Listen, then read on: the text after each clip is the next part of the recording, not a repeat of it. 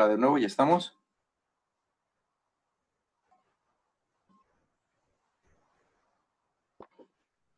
Ya, pero Dale, pues continuamos entonces. sí, Porque yo creo que ahorita terminando esta nos seguimos. ok. Hasta cerrar, ¿sale? Sí, Entonces, profe. ya está. Nos quedamos en esta. Entonces, estábamos viendo diferencias entre la fisisorción y quimisorción. Todo esto, pues ya más o menos ya, creo que ya todos la tienen bien familiarizado. Y si no, de cualquier modo voy a subir la presentación. ¿Sí?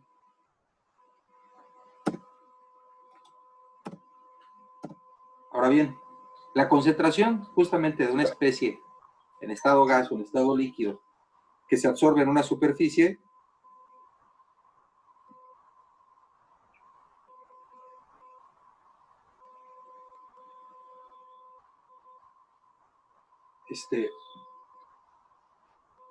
ya está. Puede expresarse justamente en función de las ecuaciones tanto de Froelich como de Langmuir, y experimentalmente se sabe que la cantidad absorbida aumenta con la presión total y que tenemos la cobertura de una monocapa, así es como se ve la isoterma, y sabemos que la ecuación de Froelich más o menos va como es de ese sentido, lleva una exponencial, y la de Langmuir lleva un cociente. Entonces, las isotermas de absorción nos van a indicar justamente el comportamiento de la absorción a una temperatura constante. Eso es lo que quiere decir una isoterma. Entonces, la isoterma de Langmuir, vamos a deducirla rápidamente, que es la tipo 1. ¿Sí? Primero dice que la superficie proporciona un cierto número de posiciones para la absorción y todas son equivalentes. Segundo postulado dice que solo se absorbe una molécula por cada posición y que su absorción es independiente de la ocupación de las posiciones vecinas, es decir, que las moléculas absorbidas no interaccionan entre sí. Sabemos que pues, no, esto no es al 100% cierto, sin embargo, estos postulados le sirven para generar su ley que funciona muy bien y su isoterma que también opera muy bien. Entonces, en el proceso dinámico de absorción se puede plantear como, por un lado, la especie A que la tenemos en la fase gas, más el sitio M que está en la superficie, va a ser un proceso reversible, donde tenemos una K de absorción y una K de desorción, que nos van a llevar a A absorbido en la superficie. Entonces, tanto la Ka como la Kd es lo que significa, es la constante de velocidad para la absorción y la constante de velocidad para la desorción. Ahora, para expresar el grado de extensión de la absorción, o sea, qué tanto se ha absorbido, pues introducimos teta, que no es otra cosa más que la fracción de recubrimiento, ¿sí? Teniendo en cuenta que justamente sobre cada posición solamente se puede absorber una molécula y que podemos tener una monocapa, podemos decir que teta, que es el grado de recubrimiento, ¿sí? O fracción de recubrimiento, no va a ser otra cosa más que el número de moléculas absorbidas con respecto al número de posiciones de absorción, es decir, todos los sitios que tenemos para absorber. Esto también lo podemos expresar como número de posiciones ocupadas entre el número de posiciones para la absorción, es decir, el total, n. Entonces, n es el número total de las posiciones que tenemos para absorber en la superficie. Y en un instante t de la absorción, ¿sí?, se va a cumplir justamente que el número de posiciones de absorción ocupadas, ¿sí? ¿Cómo puedo saber yo el número de posiciones ocupadas? Pues nada más despejo de aquí, es teta por n.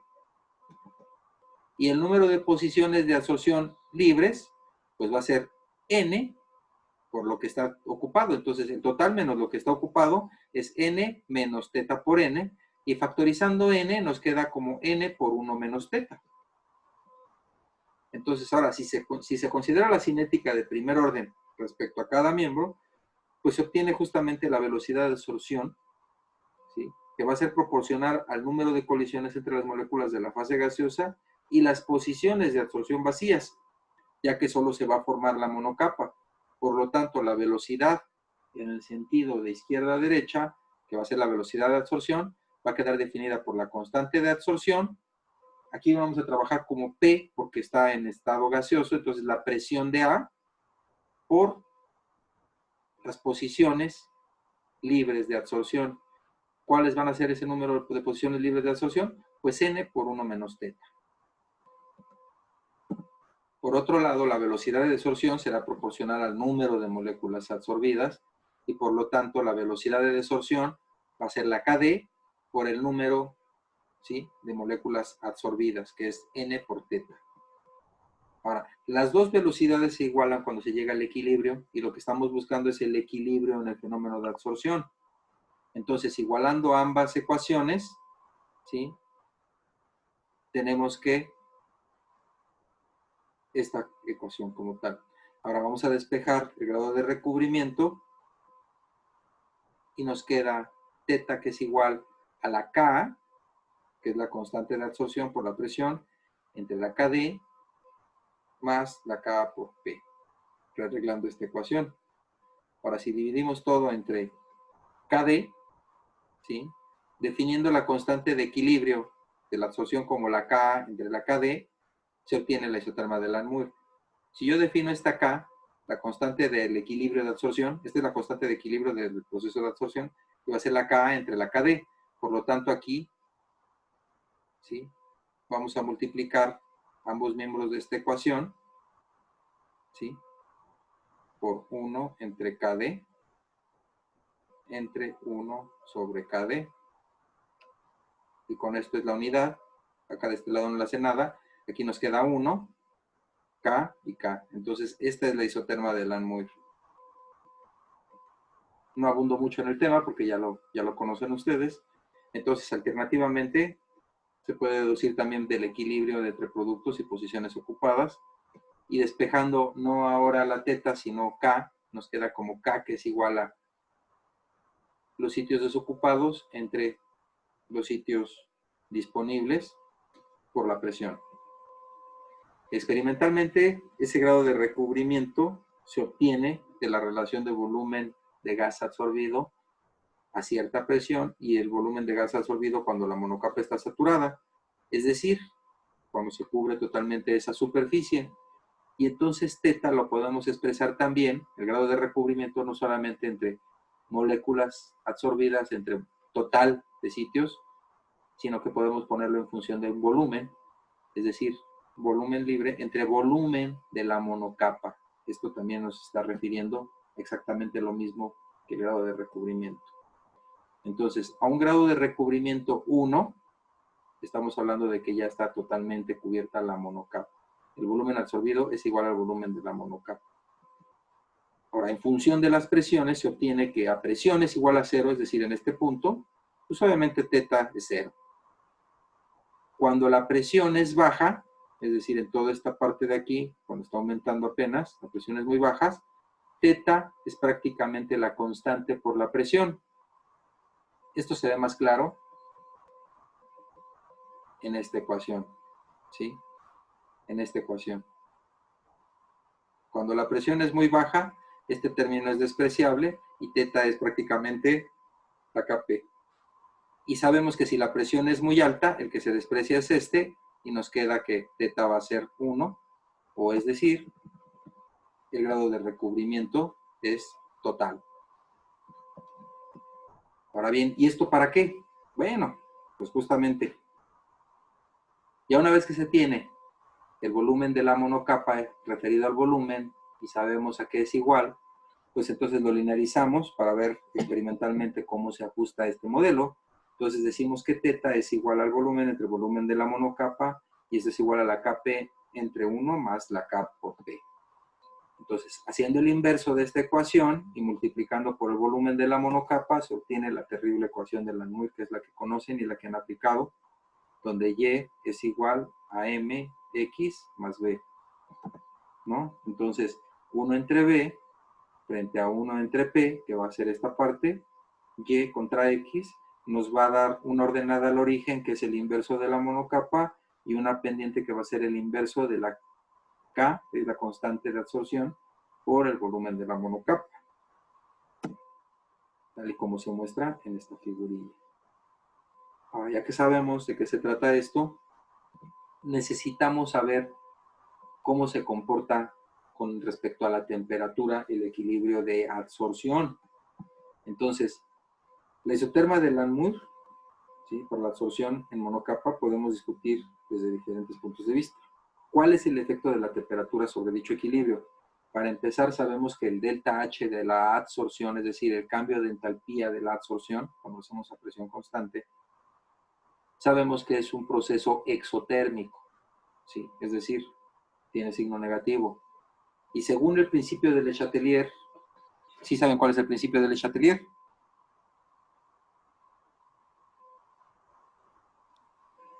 Ah, profe. No, bueno, el principio de Le Chatelier dice que cualquier sistema que esté en equilibrio, si se le perturba, este evolucionará hacia un nuevo equilibrio. Entonces, si yo tengo el equilibrio de absorción ya hecho y le aumento la temperatura, es decir, lo estoy perturbo ese equilibrio, pues se va a desplazar hacia los reactivos, disminuyendo el grado de recubrimiento, ¿sí? Es decir, evoluciona hacia un nuevo equilibrio. Entonces, a nivel molecular, esto significa que a medida que aumenta la temperatura, aumenta la movilidad de las moléculas absorbidas en la superficie de los sólidos y por lo tanto se desorben. Cuando yo quiero limpiar un sólido para aplicarle las pruebas de absorción, lo primero que hago es aplicarle vacío y temperatura para desorber todo lo que tenga. Y esto van a decir, bueno, ¿y esto como para qué? Bueno, pues ahora lo que necesitamos es relacionarlo también con la ecuación de Van Hoff, que nos relaciona los deltas H de reacción, ¿sí?, con la temperatura. Entonces, en este caso, la reacción pues no es otra más que la reacción de absorción. Y vamos a particularizar la ecuación de Van Hoff así. Es la misma, nada más que ahora en lugar de ser el delta H de reacción es el delta H de absorción, porque es el proceso que estamos observando. Entonces, sabemos que habitualmente el delta H de absorción es exotérmico y al aumentar la temperatura, pues justamente la constante de equilibrio va a disminuir. Ahora, ¿cómo podemos determinar este calor de absorción? Esto es lo que nosotros necesitamos, el calor de absorción, utilizando la isoterma de Langmuir. Bueno, pues para empezar, tenemos que despejando la Kp, nos va a quedar como Kp es igual a teta entre 1 menos teta. Si tomamos logaritmo de esto, nos va a quedar que es el logaritmo natural de K más el logaritmo natural de P, que va a ser igual al logaritmo natural de teta entre 1 menos teta. Ahora, si tomamos valores de teta constantes, es decir, grados de recubrimiento constantes, y variamos la temperatura, pues justamente al yo variar, voy a derivar con respecto a la temperatura, la parcial, ¿sí?, con respecto a la temperatura, con un grado de recubrimiento constante, y como esto es constante, pues todo esto al derivarse pues se vuelve cero, y esto lo igualamos con la ecuación de Van Hoff. Si se dan cuenta, ya tenemos la forma de la ecuación de Van Hoff, y de acuerdo a esta última expresión, pues justamente podemos determinar el delta H de absorción, es decir, la entalpía de absorción, que no es otra cosa más que la absorción isostérica, es decir, con un grado de recubrimiento constante, o calor isostérico se conoce también, cuando se calcula este calor a un grado de recubrimiento constante, midiendo la presión necesaria para alcanzar un cierto grado de recubrimiento a distintas temperaturas. ¿Qué es lo que se hace? Pues yo tengo mi primer isoterma. La temperatura 1 es menor que la temperatura 2 y menor que la temperatura 3. Es decir, yo parto de esta isoterma a la temperatura 1. Si yo agrego temperatura, es decir, caliento mi proceso, lo que va a ocurrir es que se va a desprender. Lo que yo necesito es aumentar la presión para lograr este mismo grado de recubrimiento. Vuelvo a correr a otra temperatura y tengo que llegar a otro grado de presión. Por lo tanto, están íntimamente relacionadas la presión y la temperatura a un grado de recubrimiento constante. Esto me puede dar directamente el calor de absorción.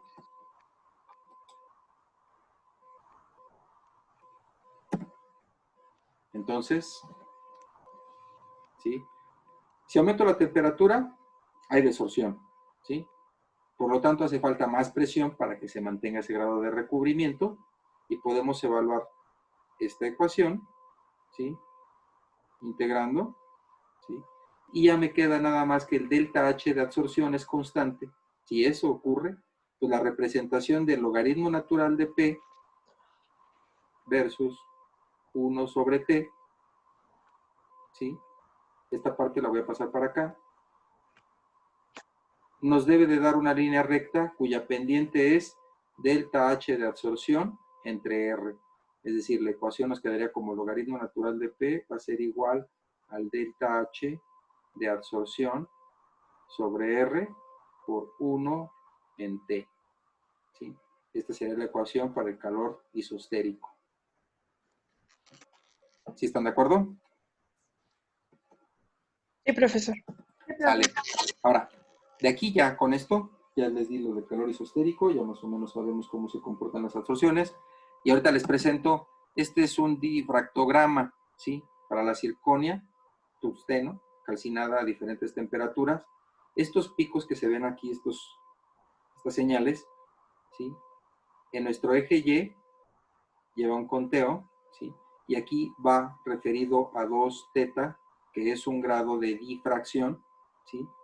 Porque lo que hace es medir un grado teta, pero como difracta, es por eso que lo relaciona con 2 teta, y este se refiere a una ley que es la ley de Bragg, para encontrar estos picos. Cada uno de estos picos nos vamos a indexar y vamos a obtener el tipo de empaquetamiento. Dependiendo de este valor de 2 teta, sabemos si está nanoestructurado o si es amorfo, o toda la información lo sacamos de estos difractogramas, son muy importantes. Este es un típico difractograma a diferentes temperaturas. Este es otro, ¿sí? de dos compuestos diferentes. Y lo que les comentaba, que con respecto a la temperatura hay diferentes fases, es decir, una misma especie que sería la lúmina, ¿sí? Que es muy compleja, cambia de fases con respecto a la temperatura, es decir, a 100 grados tenemos la bayerita y la gipsita, y comienza apenas la bohemita.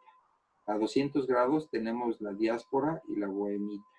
Es decir, va cambiando de fases y va cambiando su estructura y van cambiando sus propiedades, tanto físicas como químicas también.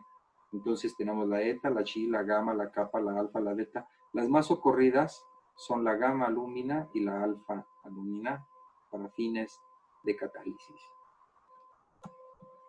Ahora, las estructuras de las zeolitas, ¿sí? Más o menos se ven de esta forma, ¿sí? Y esto es lo que se ve en microscopía electrónica de barrido y de transmisión. Este es de transmisión.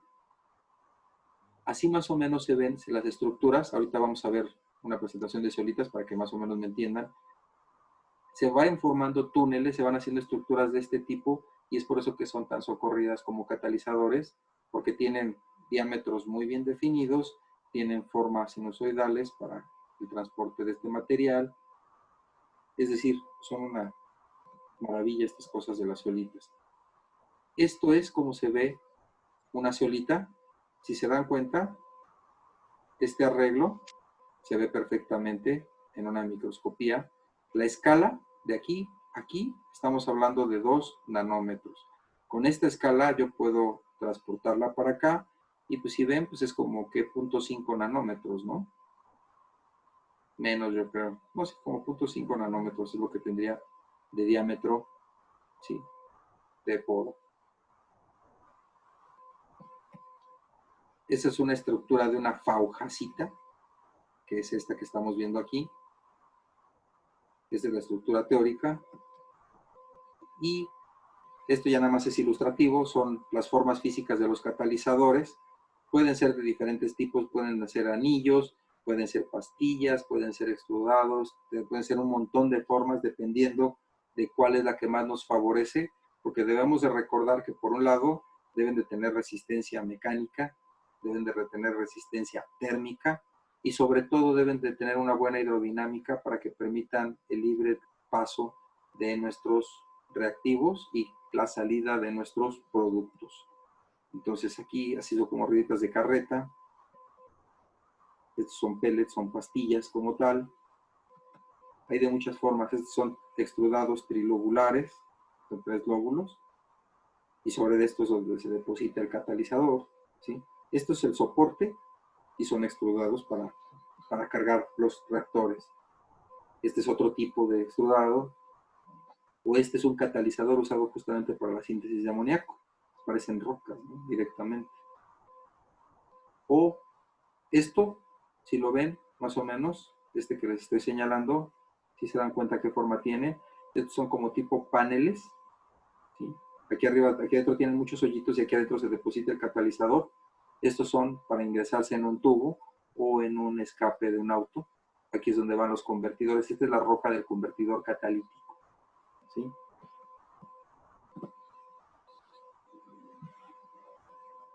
Pues hasta aquí con esta presentación. Profe, Sí, dígame. y esos son sintéticos, ¿verdad? Los que nos mostró de ruedita y esos. Sí, esos se sintetizan, se extrudan, se haga de cuenta, se hace el soporte, ¿sí? Con arcillas o demás, y ese son extruidos, es decir, como si lo estuviera inyectando, se forman las piececitas, y después de que se calcinan esos, se soportan ahí los catalizadores, se le deposita el metal, y después se vuelve a calcinar, y es entonces ya cuando se carga. Más o menos para que quede un poquito más claro, esta parte también de las zeolitas, porque son importantes las zeolitas. Les puedo presentar, ahorita déjenme ver dónde la tengo. Aquí está, zeolitas. Nada más para que sepan de qué se trata la zeolita. Dentro de la catálisis son muy importantes, porque en principio son arcillas naturales.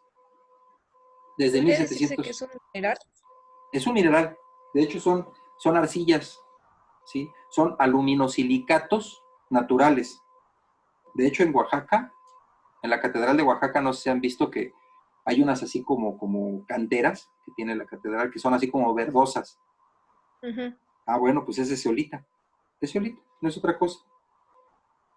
Entonces, estos señores Cronstedt, ¿sí? Observó que ciertos minerales, como la estilita, al ser calentados, fundían y hervían al mismo tiempo, por lo que se les denominó zeolitas, del griego zeo, hervir, y litos, piedra. Haga de cuenta que son altamente higroscópicas, algunas, ahorita vamos a ver de qué depende la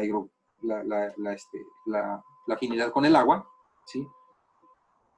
Cuando se ponen en agua, comienzan a soltar todo el aire que traen y parece como si estuviera hirviendo, por eso les llamaron zeolitas también. Entonces observó que estos minerales eran capaces de intercambiar sus iones metálicos en disoluciones acuosas y que una vez anhidros, es decir, cuando los secábamos, podían absorber selectivamente distintos compuestos. Por ello también se les llamaron tamices moleculares. Como tienen poros tan bien definidos, son usadas como tamices moleculares, es decir, como filtro molecular. Yo puedo tener una mezcla de gases, digamos, metano, etano, propano, butano, pentano, digamos, hasta pentano, y les pongo zeolita, los pongo en una pared de zeolita, y la zeolita, a partir de los tamaños de poro que tiene, solamente va a dejar pasar, digamos, el metano y el etano, y todos los demás los va a retener del otro lado. ¿Sí? La fórmula general para la composición de las zeolitas, que son arcillas, son alumino silicatos, es esta, ¿sí? Son óxidos de aluminio, óxidos de silicio, con una M hidratados, es decir, siempre tienen agua, pero también tienen un metal por ahí, ¿sí? M es un catión metálico de valencia N, y así es como se relacionan los números de unidades, ¿sí? Entonces, X, M y N, ¿sí? Son números enteros que corresponden a la celda unidad, y M como tal es un catión metálico de valencia N. Los óxidos de silicio forman tetraedros. Bueno, aquí los ponemos nada más con 2, pero en realidad están unidos a 4. Sí, son tetraedros y son eléctricamente neutros. Sabemos que el óxido de silicio forma el cuarzo, forma el vidrio, ¿sí? Entonces, la sustitución dentro de esta red de óxidos de silicio, que tiene una valencia 4, por un aluminio que tiene valencia 3, pues crea justamente un equilibrio, ¿no? Un desequilibrio, perdón, electrónico. Y para que proporcione otra vez una neutralidad, necesitas un catión para que estabilice esto. ¿Cómo se ve? Esto es tridimensional, ¿eh? Hagan de cuenta, este es un silicio y está unido con oxígeno, oxígeno, oxígeno y oxígeno. Pero este está dispuesto en las 3 direcciones. Es tridimensional esto. Aquí podríamos tener otro silicio, pero aquí es donde entra el aluminio, ¿sí? Cuando se sustituye un aluminio, ¿sí? Un tetraedro de aluminio, como este tiene valencia 3, pues ya deja entonces una vacancia, una carga negativa, y lo que hace es jalar a un ion metálico que va a compensar y va a justificar la electroneutralidad de esta especie, ¿sí? Entonces tenemos aquí un aluminio, tenemos aquí otro aluminio dentro de nuestra red de óxidos de silicio, y es por eso que necesitamos los cationes, ¿sí? Intercambiables para poder compensar ese desequilibrio electrónico. Esto es lo que se considera, ¿sí? Una unidad T, o un átomo T, ¿no? Una molécula T. Un tetraedro de silicio, ¿sí? Ya sea con silicio aquí o con aluminio, ¿sí? Pero aquí ya se genera la carga negativa, tendrá asociado siempre un catión, este que tiene la carga negativa, para poder mantener este balance de carga. Ese catión puede ser protón, puede ser litio, puede ser sodio, puede ser potasio, puede ser amonio, etcétera, ¿sí? Siempre va a llevar ahí un catión. Entonces, ¿qué influencia tiene la relación de silicio-aluminio? Bueno, las zeolitas con baja concentración de aluminio, pues justamente son hidrófobas, no son higroscópicas, son hidrófobas. Y viceversa, las que tienen un alto contenido de sustituciones de aluminio van a ser altamente hidrofílicas. Hay algo que se llama la regla de Lorentz, ¿sí? Donde dice que los enlaces aluminio, oxígeno, aluminio están prohibidos, no existen dentro de la naturaleza. Entonces, siempre debe de ser una relación mayor o igual a 1, ¿sí? De silicio aluminio, para que este tipo de enlaces no se dé, porque no, nunca se va a dar, ¿no? No puede existir dos descompensaciones energéticas contiguas. Si el contraión es un protón unido a un par iónico de los oxígenos vecinos, entonces justamente se genera un ácido de Bronsted. ¿Sí saben cuál es la diferencia entre ácidos de Bronsted y ácidos de Lewis?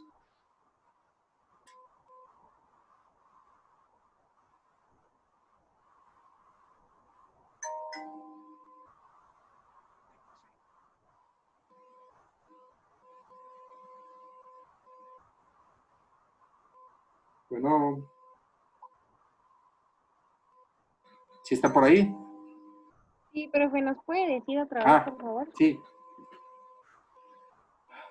Dentro de las teorías ácido-base existen los ácidos y bases de Lewis y de Bronsted. Y bueno, para no perder más tiempo, les platico. Sí, profe, por favor.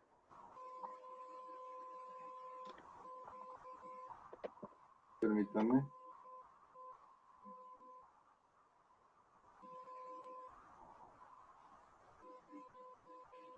Bueno, la teoría de Bronsted nos dice que un ácido es un protón como tal y una base es un OH. Mientras que Lewis nos dice que un ácido es una especie capaz de aceptar un par de electrones y una base es una especie capaz de donar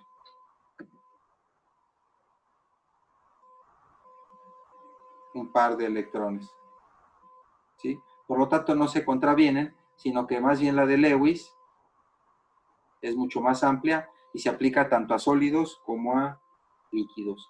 Entonces, tratamientos con alta temperatura pueden deshidroxilar la zeolita y generar un sitio ácido de Lewis, que es un aceptor de un par solitario en todos los átomos.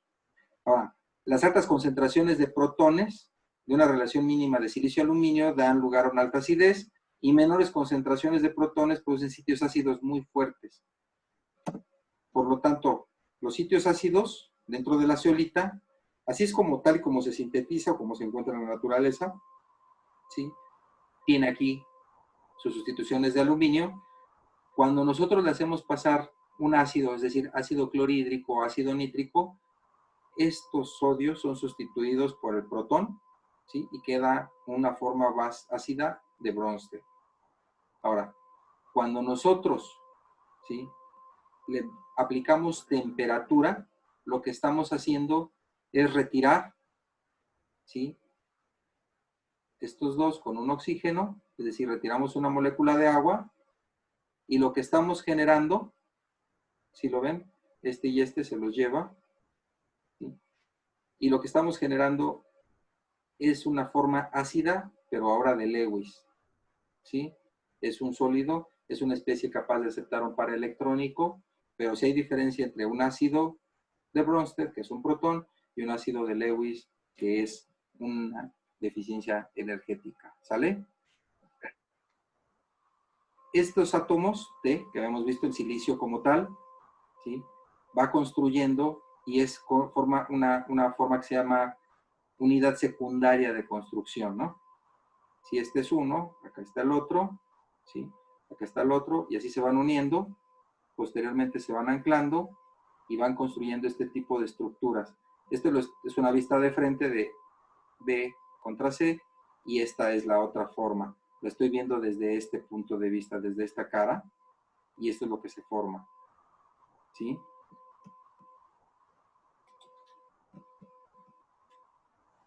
Ahora, es la misma cadena, y es la misma cadena, pero vista desde arriba. Estos son los poros que se forman, ¿sí?, y estos son anillos de oxígeno, ¿sí?, de óxido de silicio, y se cuenta con respecto a los oxígenos que tengan los anillos. Esta misma estructura es esta que se da. Estos poros son estos que ven ustedes aquí, y esto le da origen a justamente esta parte que no es otra cosa más que una intersección de canal, ¿sí?, que tiene aproximadamente 0.9 nanómetros de diámetro. Esta parte tiene canales rectos con aperturas elípticas que van desde los 0.52 hasta los 0.58 nanómetros, todo lo que vimos más o menos en la microscopía, ¿sí? Y por este lado, si se dan cuenta, tiene canales sinusoidales, es decir, hacen esto, ¿sí?, que tienen un diámetro aproximado de 0.5 a 0.56 nanómetros, es decir, tiene canales rectos, tiene canales sinusoidales y tiene intersección de canales con diferentes diámetros, y eso le permite que penetren ciertos reactivos, no todos, entonces puede ser selectiva de acuerdo al diámetro que tenga, porque aquí adentro vamos a colocar nuestro catalizador, ¿sí? Afuera también, pero aquí adentro sobre todo, todas las porosidades, se va a colocar nuestro catalizador, y los reactivos que logren ingresar serán los que se van a convertir. Una vez dentro, también, si no tienen una forma ideal como para poder salir, pues se van a quedar adentro y tienen que cambiar su estructura. Entonces, los usos de las zeolitas es, por un lado, son absorbentes y agentes desecantes, lo tienen en los desecadores. Se utilizan para procesos de separación en la depuración del gas, les digo que son tamices moleculares para gas. Se utilizan como suplementos alimenticios para animales, se revuelven a la comida de los animales. Dicen que como justamente sueltan, ¿sí?, el catión, que en este caso puede ser potasio o sodio, ¿sí?, disminuyen la carga protónica, es decir, la acidez en los estómagos de los animales, y les aportan sales esenciales, y es por eso que se utiliza como suplementos alimenticios. Mejora de suelos. Pueden absorber y pueden intercambiar, pueden regular el pH de los suelos, incluso pueden también absorber grandes especies contaminantes, y es por eso que mejoran los suelos. Se utilizan también como formulación para detergentes. ¿Por qué? Pues porque pueden intercambiar su catión por magnesio o por calcio que están disueltos en el agua, mejorando los procesos de detergencia, es decir, suavizando las aguas. Tratamiento de aguas residuales porque purifican y retienen contaminantes. Tratamiento de fluentes nucleares, también son capaces de absorber núclidos, ¿sí?, que contaminan. Y por último, lo que nos interesa a nosotros, son ampliamente utilizados en la catálisis, ¿sale? Las propiedades que incrementan la actividad catalítica de las zeolitas es, uno, que tienen un tamizado molecular, entonces para la catálisis selectiva, única y exclusivamente moléculas de cierto tamaño pueden reaccionar en presencia de las zeolitas. Por otro lado, tenemos sitios activos muy bien definidos. Como vimos, se pueden formar sitios ácidos de Lewis o de Bronsted muy bien definidos y se pueden cuantificar perfectamente. Tienen capacidades de intercambio catiónico, es decir, pueden ser ácidas o básicas. Tienen gran área superficial específica, lo que les permite tener una muy buena distribución, una muy buena actividad de los elementos que se les fijen en la superficie. Tienen acidez variable y campos electrostáticos controlables de acuerdo al metal que yo les sustituya, ¿sí? Puede ser un divalente o un trivalente y con eso puedo variar la acidez. Y 6, relativamente buena estabilidad química y térmica. Es decir, cumplen todo lo que se necesitaría para ser un buen catalizador. Como ejemplos de reacciones catalizadas por zeolitas y también en ácido, tenemos, por ejemplo, el etilbenceno, ¿sí? A partir de benceno y etileno. ¿Sí? Yo tengo benceno, etileno, y yo genero el etilbenceno. Eso se lleva a cabo sobre la superficie de una ZSM5, que es una mesoporosa. La producción de gileno y la isomerización, incluyendo el etilbenceno y la desproporcionización, es a través de la ZM5 también, pero está modificada. Es decir, yo tengo el tolueno, ¿sí? Y lo hago reaccionar con un alcohol metílico y lo voy a incorporar ya sea en ortometa o en para, pero por lo general siempre se va a para, en este caso, o se puede generar también el etil, ¿sí? Benceno. Otra reacción muy socorrida con ZM5 es la del etiltolueno, a partir de tolueno, ¿sí? Esta orientación que nos queda es porque justamente hagan de cuenta que yo tengo estas cavidades dentro de la zeolita, ¿sí? Este va a ser el producto mayoritario y este también. En este caso es más evidente porque para entrar puede entrar perfectamente el tolueno, ¿sí? Pero una vez estando dentro del tolueno, ¿sí? Si se sustituye con un etilo, ¿sí? Si se sustituye en esta posición, ya va a ser imposible que pase por este punto. En orto, en meta también, pero en para es altamente favorecido porque se acomoda de tal forma que puede salir por los canales de la zeolita. Es por eso que se utiliza para reacciones selectivas. Este va a ser el producto mayoritario y único cuando se utilice esta zeolita para esta reacción.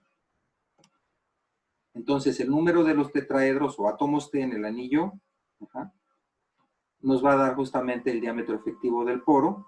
Cuando tenemos, ¿sí? 7.4 Armstrong, tenemos un anillo de 12 átomos T, es un poro grande. Cuando tenemos 5.6 Armstrong, tenemos un anillo de 10, un poro intermedio. Y cuando tenemos 4.1 Armstrong de diámetro, tenemos un anillo de 8, que es un pequeñillo, ¿no? Es una zeolita A, un pentacil, o una zeolita Y. Esto es a lo que me refiero, átomos de